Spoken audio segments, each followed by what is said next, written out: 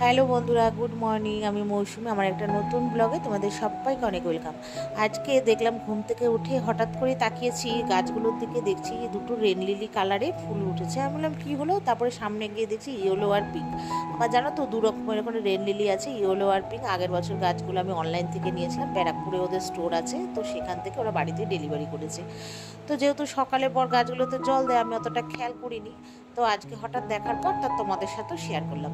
তারপরে চলে এসেছি রান্নায়। তো রান্না প্রথমে এখানে এই ঘরে জানলাটা একটু খুলে দিচ্ছি। এই ঘরে যেহেতু সচরাচর থাকা হয় না, শুধু রান্নাবান্না আর মেয়ে পড়াশোনাই করে, তো সেই জন্য জানলাটা বন্ধই থাকে। আর সকালের একটু হাওয়া বাতাস না ঢুকলে তো ভালো লাগে না।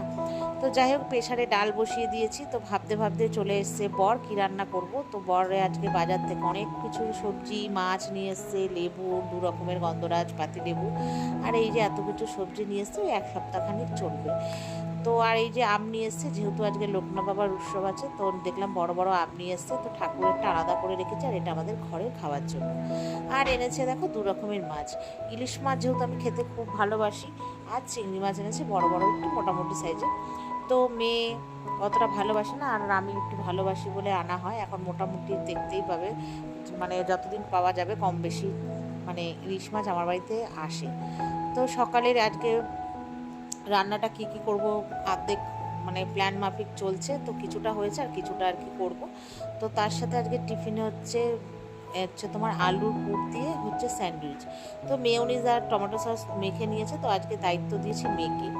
তো ও সব পুর টুরগুলো ভরে দিল, আমি এখানে বাটারে সেঁকে নিলাম। আর ইলিশ মাছ রেডি করে রেখেছি, তেল ঝোল করব। ঠিক আছে, তো এখানে টিফিনটা এবার খাবো, বরকে দেবো, এটা বরের, তারপর আমি আর মেয়ে খাবো। তো খাওয়া দাওয়া রান্না বান্নার পরে আর ভিডিওই করিনি, এটা চলে এসেছি বিকেলবেলা। তো মার বাড়িতে এসেছি পরে ছোটো মাসির বাড়ির থেকে দেখো প্রসাদ এনেছে, ভোগের প্রসাদ মানে লোকনাথ বাবার। তো সেটা খেয়েই বাড়ি চলে আসবো। তো চলো টাটা।